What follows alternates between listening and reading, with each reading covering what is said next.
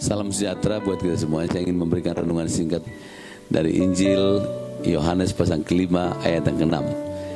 Di sini Yesus bertanya kepada orang yang sakit itu, maukah engkau sembuh? Dan ini juga pertanyaan buat kita, maukah engkau dipulihkan?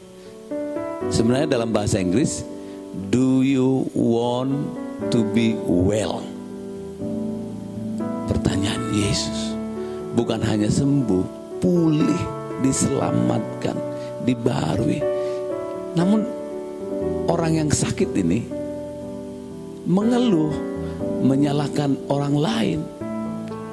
Bisa juga kita seperti itu, menyalahkan Tuhan, menyalahkan orang lain, menyalahkan orang tua kita, menyalahkan banyak orang. Nah sekarang sangat sederhana, saudara. Maukah engkau sembuh? Maukah engkau dipulihkan? Maukah engkau diselamatkan? Maukah engkau diberkati Tuhan? Tinggal kita jawab, ya, saya mau sembuh, saya mau dipulihkan. Di sini, di pasal yang ke-5 ini kita bisa melihat bahwa ada orang yang buta.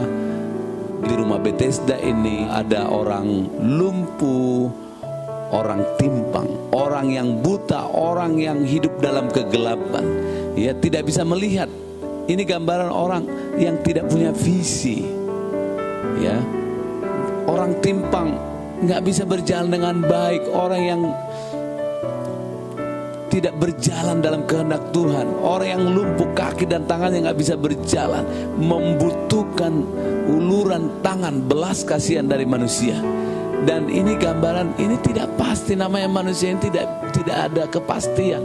Hanya Tuhan yang bisa memberikan kepastian. Makanya Bethesda artinya rumah belas kasihan.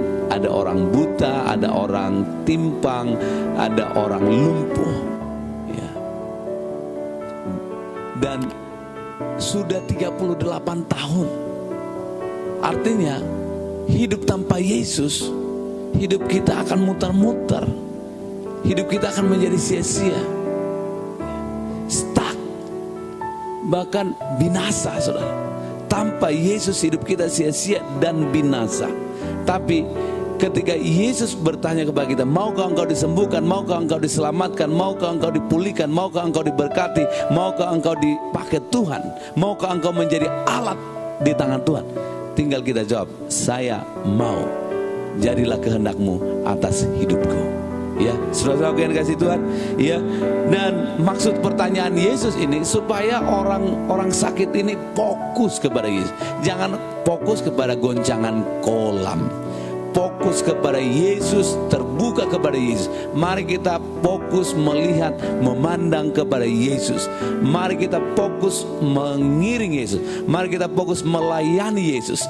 Mari kita terbuka kepada Yesus supaya segala sesuatu, haleluya, haleluya, terbuka kepada Tuhan dan Tuhan beri jalan keluar bagi setiap kita. Dan seketika itu juga orang itu sembuh.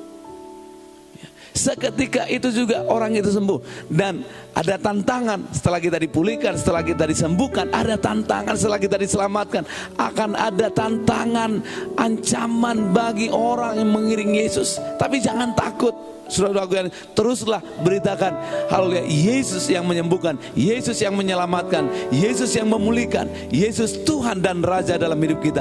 Beritakan kepada banyak orang supaya banyak orang datang kepada Yesus. Bawa mereka kepada Yesus supaya mereka juga dipakai Tuhan, supaya mereka dipulihkan, supaya mereka, haleluya, dilawat oleh Tuhan, diberkati oleh Tuhan, diurapi oleh Tuhan. Tuhan Yesus